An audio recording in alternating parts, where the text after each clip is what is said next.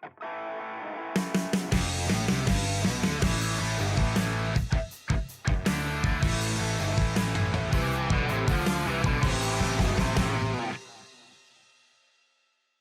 and welcome back to Throttle Up. I left you with a Lexus, so might as well come back with a Lexus. Yes, I know it's been a long time since I reviewed a car, but now here we are, and I have brought you a big one. And I must say, it took some serious effort to even get close to this car and record this because the Lexus staff wasn't letting anyone get close to this apart from very exclusive people. But some smooth talking and my knowledge and passion about cars really convinced them. So, yes, here we are now. The RX 500H was unveiled in the January Auto Expo but was recently launched in April in the Indian markets. It gets two major variants, which is the RX 350 and the top of the line RX 500H. This RX is the fifth generation and has been built from the ground up. So new designs, new interiors, new engines, new powertrains, everything is brand new, and the features for the engines and powertrains are completely new. And we'll talk about it in just a bit. Before talking about the design, I have to talk about the engine first and why this 500H stands out and it commands a price of 1.2 crores ex showroom. This flagship RX 500H is the most powerful model in the lineup. It uses a 2.4 litre turbocharged engine mated to two electric motors, where one electric motor is dedicated to the front wheels and one is obviously the E-axle, which is dedicated to the rear wheels. All of this combined produces 367 horsepower in total, which can make you go from 0 to 100 in 6.2 seconds. It's whopping fast and it has to be. It's really expensive and it's top of the line SUV in the Lexus lineup. But the story doesn't end there with the two electric motors or the new powertrain. It is because it gets completely new all-wheel drive system, which the Lexus calls as Direct 4. The Direct 4 system is basically a combination of sensors which collects real-time data of speed, acceleration, steering angle, power to optimize the driving force, the wheel force in the rear at the front in real time, which is absolutely mind-blowing. It obviously impacts the startup acceleration, overall handling, stability, and definitely the fuel economy. Now on to the other talking point of this car, the exterior and the design. From the front, you get a very Lexus-ish appeal with those very sharp, very Lexus, typical Lexus headlamps, and obviously a spindle grille which is completely new in design and also gets the matte black and the piano black accents because this also comes with an F Sport Plus package which is exclusive to the 500H. You get a huge grille, which is basically just a one grille, so air dam and grille are coming together as one. There's a protruding nose with a huge Lexus badge, which gives a very aggressive stance, and obviously a very typical Lexus headlamp, which is very nice. It gets three projector headlamps with obviously the DRL. It's somehow the headlamp design reminds of the Lamborghini Urus, but still it stands out. I cannot say that it's not unique or it's somehow inspired from that, but no. It is very aggressive. It gives a very bold stance and aggressive stance because this is the sporty version of the RX and RX is meant to be the sportier SUV in the Lexus lineup. You can see from the side profile itself, it gets blacked out 21-inch alloys because that's part of the F Sport Plus package and it looks stunning in this black color. The overall appeal just adds up with this specific black color. The ORVMs obviously have the turn indicators and the blind spot cameras. And I love how the door handles work, which I will show you in just a bit. These black alloys are 21 inches and have a very nice tire profile. You can look at the design. It's so understated, get very sporty. It gets matte alloy finish. So it's not diamond cut and all of that jazz. But it still does the job pretty nicely. Very sporty. You get the F Sport badging right there on the fender. It is nice. It does not get unnecessary elements, just like in this interior. It does get all the tech, but you do not feel that techie thing which particularly one brand is doing. It is German and it starts with B and ends with W. I wouldn't count that, but yes, I love the interior. I will talk about that in just a bit. And this rear profile just blows my mind and takes my heart away. The front was nice, but the rear is better and really nice. The connected tail lamp is overplayed, just like many of the songs on Instagram Reels, but this connected tail lamp is the Lexus connected tail lamp, alright? It stands out. It's not about what you put in because connected tail lamp everyone is doing, it's how you do it. Look at how Lexus is written with, they have followed the recent trends, but they have just made it better in some form. Now onto the boot, obviously you get a power tailgate, you get a retractable and removable parcel lamp.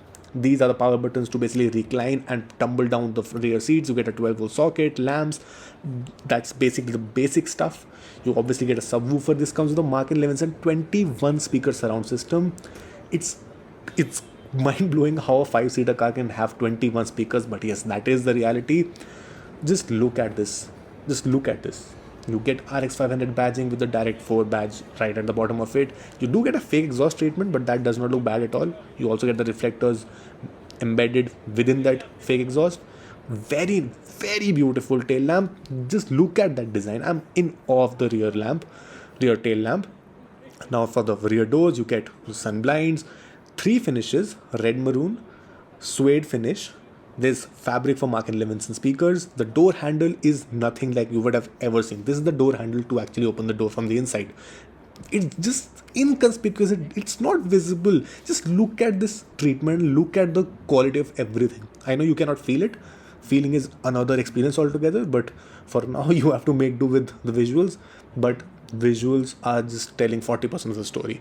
This leather has suede embossed within it. I'm in awe of how much luxury and experience that money can buy. It's crazy, and Lexus has nailed the quality in this car from every nook and corner. You get decent leg space, rather it's good leg space. Headroom is a bit of an issue though. It is on the lesser side because of the huge panoramic sunroof that you get, so you have to make do.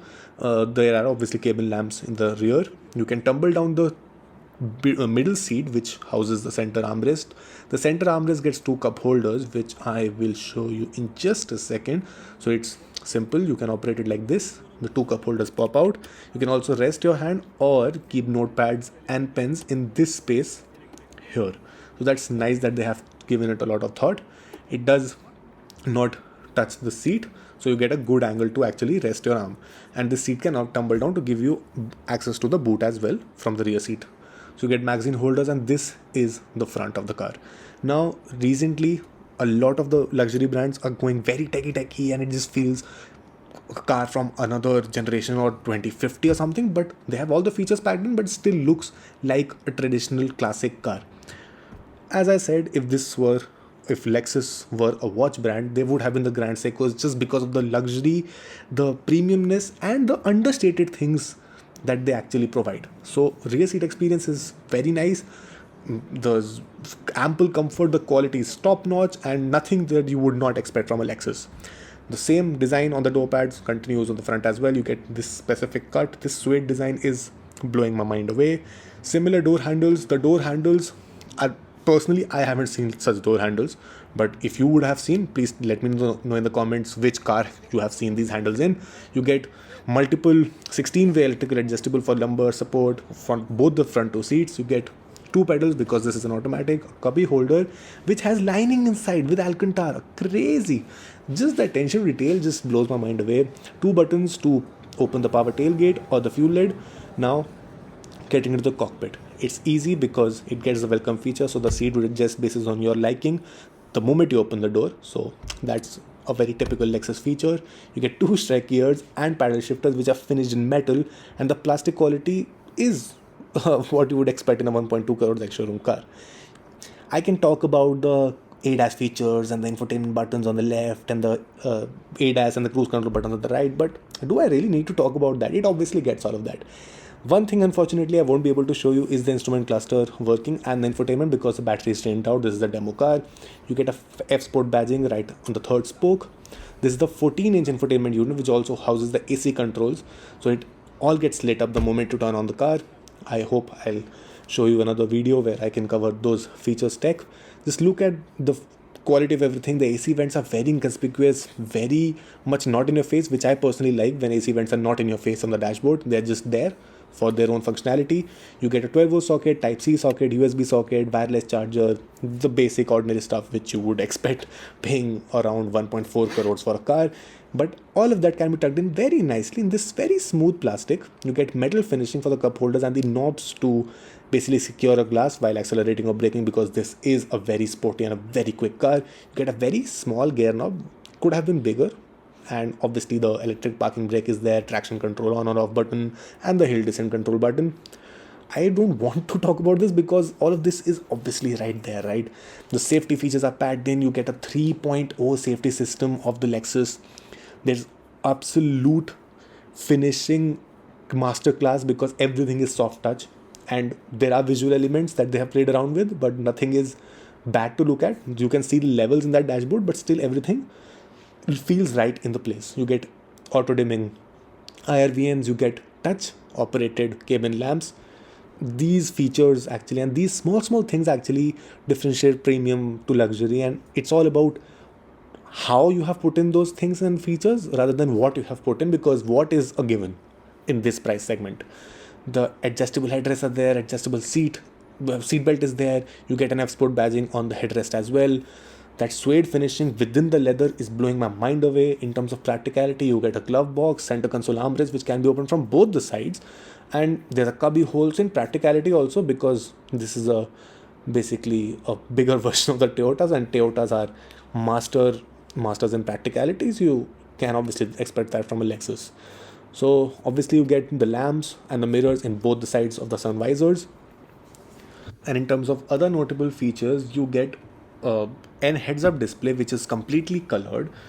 Obviously Android Auto and Apple CarPlay, which is wireless, voice-assisted navigation, heated steering wheel. It's crazy how many things that you can get just in the name of comfort, because you are paying such a premium.